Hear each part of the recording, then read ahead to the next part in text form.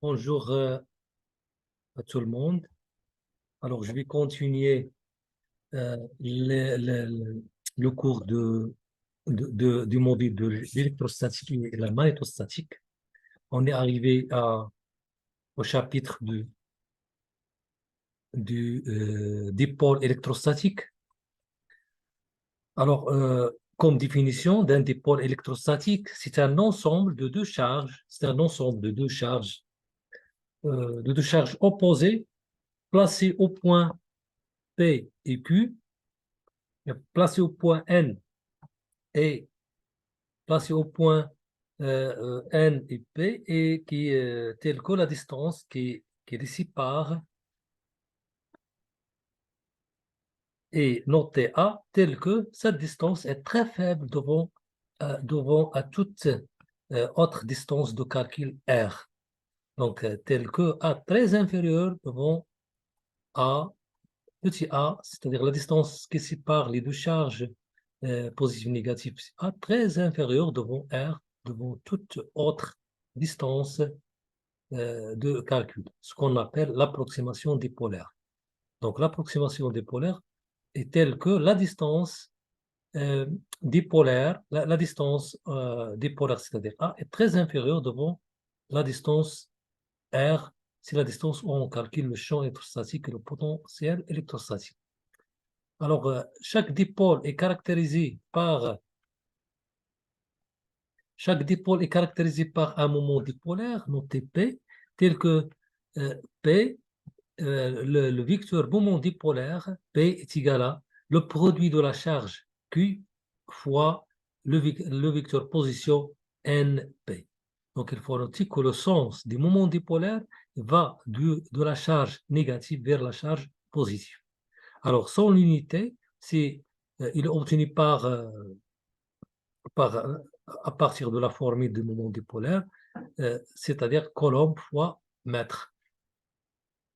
Ou bien, on introduit une autre unité, ce qu'on appelle le degré, tel que 1 degré est égal à 1 sur 3, 10 puissance moins 29 coulombs fois mètre. Alors, dans ce schéma, on a représenté le moment dipolaire, P, et la distance R, où on calcule le champ électrostatique et le potentiel électrostatique au point M. Comme vous voyez bien, c'est le moment dipolaire, il est orienté de la charge négative vers la charge positive.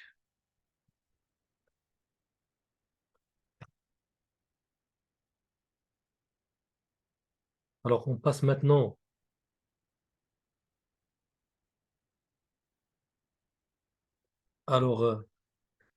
aux exemples des moments dipolaires. Donc, comme exemple, c'est le moment dipolaire des molécules. Donc, si nous prenons par exemple la molécule d'eau, H2O, qui est un solvant polaire, donc il a cette propriété chimique de la solvatation de l'eau. Il provient du fait que le moment dipolaire, le vecteur du moment dipolaire est non nul. Donc, sa géométrie euh, selon Gillespie, donc c'est AX2O2, donc c'est la forme géométrique, la forme V codée. Donc, et de moment dipolaire 1,85 degrés. Donc, pour représenter le moment dipolaire de la molécule H2O, on l'obtient par la superposition de deux moments dipolaires P1 de la liaison oxygène-hydrogène et P2 de la liaison oxygène-hydrogène. Et en faisant la superposition de ce moment dipolaire, on obtient le moment dipolaire total, P, qui est non nul, équivaut à 1,85 degrés. Alors maintenant, on passe au calcul du champ électrostatique et du potentiel électrostatique créé par un dipôle. Donc, pour arriver à ceci, donc on va calculer tout d'abord le potentiel électrostatique créé par un dipôle. Donc, je vais travailler avec les coordonnées polaires R, θ. Donc, le potentiel au point 1 c'est la somme du potentiel créé par chaque charge. C'est-à-dire la charge placée au point N, la charge négative et la charge positive. Donc, V au point M est égal à la somme V créée par la charge plus Q et le potentiel créé par la charge moins Q. Donc, le potentiel créé par la charge positive, c'est, selon le loi de Coulomb, il est inversement proportionnel à la distance, 1 sur Pm, et pour la charge négative, c'est moins Q sur 4 pi epsilon 0, 1 sur Nm. En remplaçant, en notant la distance Pm, c'est R plus, et la distance qui est la charge négative au point M, c'est R moins. Et R plus, c'est la distance Pm. Et en utilisant une relation vectorielle, donc Pm est égal à PO plus OM, en développant ce calcul, c'est-à-dire vecteur position au carré, Pm au carré est égal à, en utilisant l'identité remarquable A plus B au carré, c'est égal à A au carré plus B carré plus 2AB. Donc c'est la même chose ici. Donc c'est PO au carré plus OM au carré plus 2PO, produit scalaire PO fois multiplié fois le vecteur position OM. Alors là, c'est tout simplement en développant aussi le calcul, en utilisant le développement limité à l'ordre 1, du fait que c'est la distance A est très faible devant la distance R, donc le rapport A sur R est très inférieur devant 1, donc en faisant un développement limité à l'ordre 1, et les termes de deuxième ordre seront négligés. Alors, en faisant, en effectuant le calcul de R+, la distance R+, donc pour moi, j'ai effectué le calcul dans le brouillon, et alors je vous donne le calcul. Donc, R plus est égal à, alors j'obtiens la distance R plus est égale à A au carré sur 4 plus R carré moins 2A sur 2 R cos θ. Alors là, donc R plus, donc si en faisant des simplifications simples de calcul, donc R plus est égal à R facteur de 1 moins A sur R cos θ puissance 1 demi. Donc on obtient alors le quotient A sur R, donc c'est A sur R cos θ, donc c'est epsilon, puisque A sur R très inférieur devant 1, et en utilisant le développement limité à l'ordre 1 plus x puissance, alors 1 plus epsilon puissance alpha, c'est égal à 1 plus alpha x fois alpha moins 1 x carré. Donc, à l'ordre, en effectuant le développement limité à l'ordre 1, donc on obtient 1 sur R plus est égal à 1 sur R facteur de 1 sur R plus, tout d'abord est égal à R facteur de 1 moins A sur 2R cos θ. Et 1 sur R plus est égal à 1 sur R facteur de 1 plus A sur 2R cos θ. Là, c'est un calcul simple. Donc, vous le faites vous-même.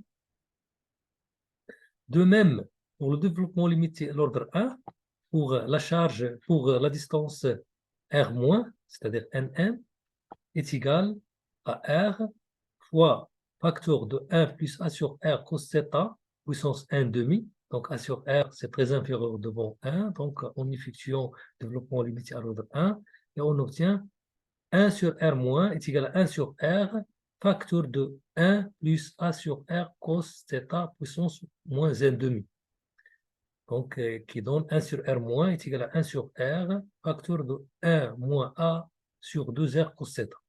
Alors, donc, maintenant, en effectuant la somme des deux termes, Q sur 4 pi epsilon 0, 1 sur R plus, moins Q sur 4 pi epsilon 0, 1 sur R moins. Donc, je vais factoriser par Q sur 4P epsilon 0 et en effectuant la somme de 1 sur R plus moins 1 sur R moins. Alors là, par les opérations de la somme et de la soustraction, on obtient le potentiel au point M est égal à Q fois A cos θ sur 4P epsilon 0 R carré, 1 sur R carré, et que l'on peut écrire sous la forme intrinsique, c'est-à-dire indépendante du système de coordonnées. Alors, on obtient la forme qui est écrite dans la diapo. Vm est égal à le produit scalaire de vecteur de position des moments, des vecteurs moments dipolaires P, scalaire ER, sur 4P epsilon 0, 1 sur R carré. Ou encore, c'est égal à P, le produit scalaire de vecteur de position de vecteurs moment dipolaire P, scalaire R, vecteur position R, sur 4P epsilon 0, 1 sur R3. Alors là, c'est la forme intrinsique du potentiel d'un dépôt. Alors, une remarque ici, il faut signaler que le potentiel créé par un dipôle, il est très faible. Donc, il est, comme nous voyons ici, il est 1 sur, il varie en 1 sur R carré. Donc, il est plus faible que celui d'une charge ponctuelle qui varie en 1 sur R. Donc, le potentiel créé par une seule charge, il varie en 1 sur R. Par contre, le potentiel créé par un dipôle, il varie en 1 sur R carré. Donc, c'est un potentiel qui est faible par rapport à le potentiel créé par une seule charge ponctuelle.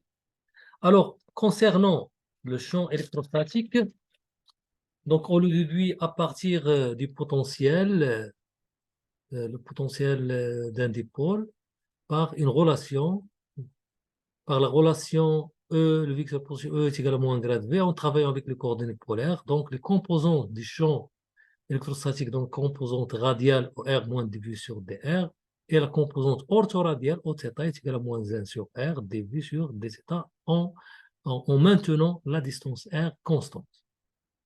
Alors, par un calcul différentiel partiel, la dérivée partielle selon R, selon θ, on obtient le champ électrostatique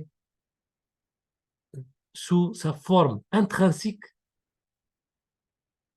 où ça se forme normalement les composantes. Il a deux composantes, donc c'est 2π cos θ sur 4π epsilon R3, composante radiale, et la composante orthoradiale, c'est P sinus θ.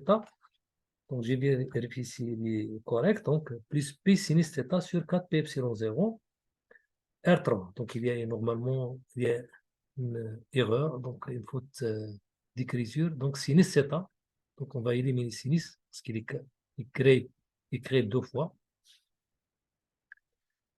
Et le champ électrostatique, on peut l'écrire sous la forme intrinsique, c'est-à-dire il est indépendant du système de coordonnées. Donc E est égal à 3, produit scalaire PR fois R, pour le vecteur de position, moins R carré P sur 4 P epsilon 0, R sur R5. Voilà, donc on a calculé le potentiel, le champ électrostatique d'un dépôt. Alors, par la suite, on va tracer le surface potentiel d'un dipôle. Donc, par définition, les surfaces potentielles sont l'ensemble des points M tels que le potentiel d'un dipôle est constante. Donc, cela donne que cos θ sur R carré est la constante, c'est-à-dire que la distance R égale à R0, une constante, fois la racine carrée de la valeur absolue de cos θ, quel que soit R, très supérieur devant A. Alors là, si les courbes du surface équipotentielle qui ont la forme de 8, donc on l'obtient ces formes en, en effectuant ou en traçant point par point. C'est-à-dire pour, par exemple, en fixant les coordonnées R, etc., c'est-à-dire en traçant un point, puis en faisant varier θ et on obtient R, etc. Donc, les différentes positions, les différents points selon les valeurs de θ. Je vous donne un exemple, par exemple, les points particuliers. Par exemple, pour ce point, c'est-à-dire θ égale à 0, donc R égale à ici R0. Pour θ égale à P sur 2, donc R égale à 0. Donc là, et, et aussi les surfaces, le potentiel, ce sont des surfaces qui sont symétriques. Donc on trace dans le côté positif, pour le cadran négatif, il est déduit par la symétrie selon l'axe des ordonnées R. Pour les axes des abscisses, ce sont l'axe qui représente les angles θ.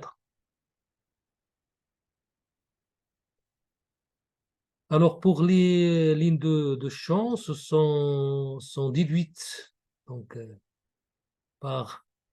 sont orthogonales aux surfaces et au cube potentiel. Donc, ils ont la forme de 8, mais il est inversé. Voilà. Et on l'obtient aussi, on peut le tracer mathématiquement à partir de la relation des lignes de champ, telles que sont l'ensemble des points tels que le champ électrostatique et les tangents ou lignes de champ, c'est-à-dire le produit vectoriel, E vectoriel. Le déplacement DOM est égal à 0. Et selon les coordonnées polaires, c'est-à-dire on obtient la variation élémentaire dr sur ER est égal à R dθ sur Eθ. Et on remplace OR Eθ et on obtient l'équation des lignes de champ qui est, qui est, la, qui est sous l'équation, qui prend l'équation mathématique R égale à R0 sinus carré de θ. Voilà, on passe maintenant aux actions subies par un dipôle dans un champ électrostatique, c'est-à-dire les forces appliquées à un dipôle lorsqu'il est placé dans un champ électrostatique. Donc là, comme donnée, on a un dipôle qui est placé dans un champ électrostatique extérieur. Et ce champ extérieur, c'est un champ qui est uniforme. Uniforme, c'est-à-dire qu'il garde sa valeur constante dans une région de l'espace. Voilà. Alors, la force appliquée à ce dipôle, c'est ce qu'on appelle la résultante des forces. F est égale à la somme des forces appliquées à la charge négative, puis la force électrostatique appliquée à la charge positive. Donc, en effectuant la somme, donc on obtient qu'il prend la valeur 0. Donc, F est égal au vecteur nul. Donc, la résultante des forces égale à 0. Pour le moment des forces, c'est par rapport à un point O. Donc, c'est la somme aussi du moment de force par rapport à O appliqué à la charge négative plus le moment de force appliqué à la charge positive. Et par définition, c'est ON vectoriel F pour la charge positive pour la charge négative. Donc, en plaçant la force électrostatique appliquée à la charge négative, c'est moins Q fois E de E, plus la force appliquée à la charge positive, c'est plus Q fois E. Et voilà, alors on factorise cette relation vectorielle et on obtient que est égal à Q facteur ON plus OP vectoriel O de E.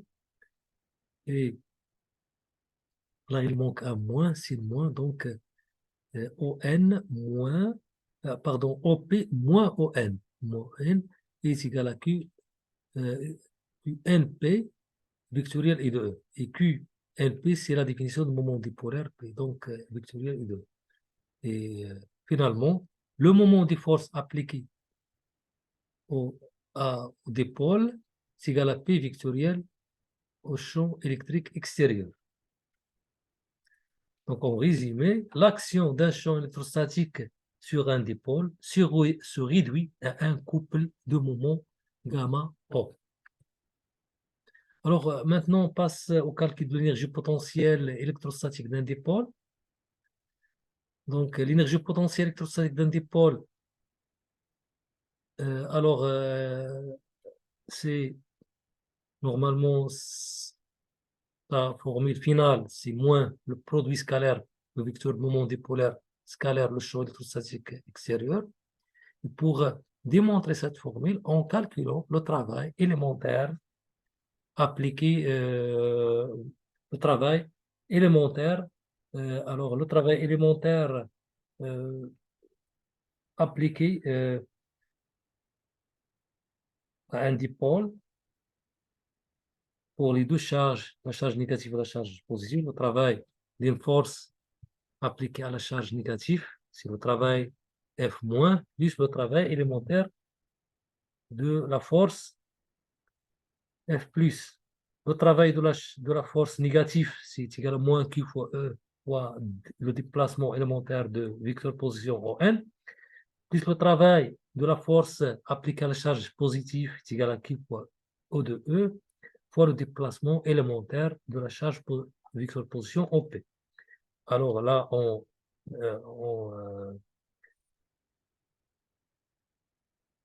développant cette équation, on obtient est égal à Q fois E de E fois la variation de la charge de vecteur position NP et on factorise cette relation qui s'écrit sous la forme D facteur Q de E fois NP est égal à QNP scalaire Q fois E, le champ extérieur fois NP.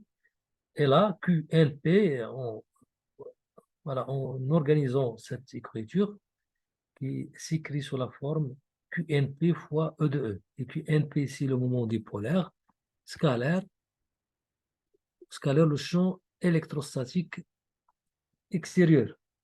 Donc, finalement, c'est le travail des dipôles, des forces appliquées aux dipôles, c'est égal à D, D fois le produit scalaire P fois E de E. Et selon la relation qui est le travail élémentaire avec l'énergie potentielle, c'est égal à moins DOP, on obtient finalement l'énergie potentielle d'un dipôle lorsqu'il est soumis à un champ électrique électrostatique extérieur est égal à moins fois le produit scalaire du moment dipolaire P scalaire le champ électrostatique extérieur E de E. Donc, c'est une formule à retenir par cause. Donc, où il s'écrit aussi, si on calcule le produit scalaire, c'est égal à moins P fois O de E fois cos θ. Avec θ, c'est l'angle entre le moment dipolaire et le champ électrostatique. Alors, la courbe de l'énergie potentielle en fonction de l'angle θ entre P et E, c'est une fonction c'est une variation sous la forme de cosinus, moins cosinus. Alors, elle varie entre deux valeurs. Valeur maximale, c'est plus P de E, et la valeur minimale, moins P E de E. Alors, donc, des valeurs minimales et des valeurs maximales. Donc, ces valeurs, ces positions, elles représentent les positions d'équilibre stable et instable. Donc, pour les valeurs maximales d'énergie potentielle, elles représentent les positions d'équilibre instable, c'est-à-dire pour les valeurs de θ égale à P, ou d'une manière plus générale, 2K plus 1 P. Et pour les positions d'équilibre stables, sont les valeurs minimales, et on l'obtient pour des positions, pour les angles, θ est égal à 0, ou d'une manière générale, c'est 2K P. Alors là, en résumant l'effet d'un champ électrostatique sur un ensemble de moments dipolaires, nous avons ici un système de moments dipolaires, par exemple, c'est comme une quantité d'eau, donc qui ont des moments dipolaires non nuls, et lorsqu'il applique un champ électrique extérieur, c'est-à-dire en appliquant une différence de potentiel pour une quantité de l'eau, alors on observe que les moments dipolaires, ils s'orientent selon il prend les positions stables, c'est-à-dire où l'énergie potentielle qui est égale à est minimale, c'est-à-dire pour des valeurs de θ est égal à 0, c'est-à-dire θ égale à 0, c'est-à-dire le champ électrostatique sont collinéaires avec le moment dipolaire. Donc, en résumant que l'effet du champ électrostatique sur un système de moment dipolaire, on dit qu'il tend à orienter qu'il tend à aligner ou à tourner les moments dipolaires selon sa direction. Alors là, les termes non nuls d'énergie potentielle, il nous reste grand devant les termes correctifs. Alors, pour les termes nuls, la résistance de force, on peut montrer que, voilà. Donc, là, la dernière propriété, c'est que lorsque, normalement, lorsqu'on est dans le cas où le champ extérieur est non uniforme, c'est-à-dire dans des valeurs qui sont variées, qui varient très peu, au moins au niveau de la distance, entre les deux charges, c'est-à-dire au niveau de la distance du moment dipolaire A. Alors là, la force électrostatique appliquée A au dipôle, donc c'est une force, la résultante des forces ici est non nulle. Donc, et prend l'expression F est égal à moins grade l'énergie potentielle. Et comme l'énergie potentielle est égale à moins P scalaire E, donc la résultante des forces appliquées au dipôle dans le cas non uniforme est égale à grade de P scalaire E de E. Et cette expression, on peut le simplifier donc par des relations vectorielles, par des relations mathématiques vectorielles, qu'on peut écrire aussi le produit scalaire, le moment dipolaire, scalaire, l'opérateur gradient appliqué au champ électrostatique E de E. Alors là, maintenant, on passe à une autre propriété, c'est l'aspect énergétique d'un dipôle lorsqu'il est appliqué à un champ électrostatique. Donc, je vais commencer euh, par le cas d'une charge ponctuelle. Donc, nous avons ici une charge ponctuelle placée dans un champ électrostatique. Alors, sans l'énergie potentielle d'une charge ponctuelle placée dans un champ électrostatique extérieur, donc est égal à le produit scalaire Q fois V de M. C'est l'énergie potentielle d'une charge ponctuelle lorsqu'elle est placée dans un champ électrostatique. Alors là, c'est une proposition qu'on le connaît déjà. Alors maintenant, pour deux charges. Alors dans le cas de deux charges qui sont séparées, qui sont distantes d'une distance R1, qu'on le note R1,2, c'est-à-dire la distance qui sépare les deux charges, c'est R1,2. Et là, ce système constitué par deux charges, il a une énergie électrostatique appelée l'énergie électrostatique d'interaction. L'énergie potentielle d'interaction, est égal à, normalement,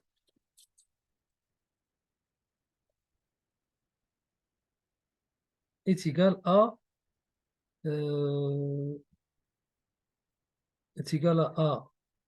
Q2 fois le potentiel de la charge Q1 appliquée sur la charge Q2. Donc EP dans ce cas est égal à Q2 fois V1M, qui vaut aussi est égal à Q2 fois Q1 sur 4 epsilon 0 R12 est égal à aussi l'énergie potentielle est égale à Q1 Q2 sur 4 pi epsilon 0 R1 2. Cette expression de l'énergie potentielle d'interaction qu'on peut l'écrire est égale à 1 demi Q1 fois V2 plus Q2 fois V1. Alors là, on introduit le terme 1 demi, qui vient de la distance, de l'interaction mutuelle entre la charge 1 et 2. Donc, on dit que pour éviter la répétition, donc, puisque l'interaction entre la charge 1, Q1 et Q2, c'est la même chose que l'interaction entre Q2 et 1. Donc, c'est pour cela qu'on introduit le terme, on multiplie fois le terme fois le facteur 1 demi pour ne pas tenir compte des interactions deux fois. Et dans le cas de trois charges, Q1, Q2, Q3, l'énergie potentielle, elle prend la forme suivante. C'est-à-dire chaque fois en prenant la charge, par exemple en fixant la charge Q1 et en multiplié par les potentiels créés par les potentiels des autres charges, autres que la charge Q1. Par exemple, si je prends le premier terme, donc c'est Q1, je fixe Q1, alors que je multiplie par les potentiels créés par les autres charges. Donc, c'est-à-dire V2 et V3. C'est ça ce qui est écrit ici. Donc, Q1 fois V2 plus Q1 fois V3. Puis, on passe à la charge Q2. Donc, Q2, c'est plus Q2 fois le potentiel créé par les autres charges, autres que Q2, c'est-à-dire QV1 et V3. Donc, euh, c'est-à-dire que Q2 fois V1 plus Q2 fois V3. Puis, on passe à la charge Q3. Donc, Q3 fois V1 plus Q3 fois V2. Et là, on multiplie par le facteur 1 demi pour ne pas tenir compte des interactions de deux fois.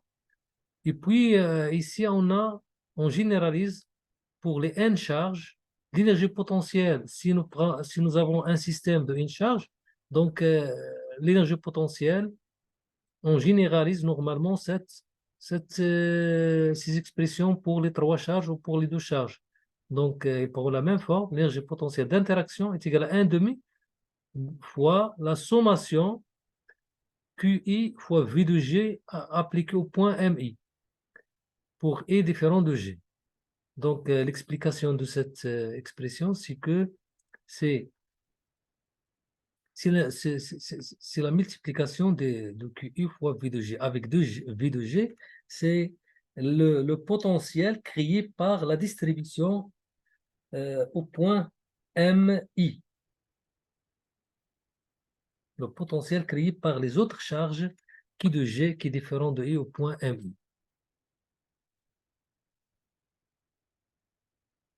Voilà, elle reste maintenant l'énergie potentielle électrostatique d'interaction d'une distribution de charge. Donc, je vais prendre par exemple une distribution volumique et je prends un volume élémentaire centré sur le point M de charge du Q et de volume d'étau. Donc, l'énergie potentielle d'interaction de cette distribution volumique, et on l'obtient par analogie avec la distribution discrète. Pour les n charges, c'est la même chose. Donc, seulement, on va remplacer la sommation sur E par les triples intégrales. Et on obtient 1 sur demi. La charge QU sera remplacée par dQ fois V de M. Avec V de M, c'est le potentiel créé par la distribution au point M, autre que la charge duc. Et là, on remplace duc ici par rho d'étau. Et dans le cas d'une distribution surfacique, on va remplacer dq par sigma ds. Et pour la distribution linéaire, on va remplacer dq par lambda dl. Voilà. Donc, on arrive à la fin de cette présentation. Donc, je vous remercie pour votre attention et à la prochaine, Inch'Allah.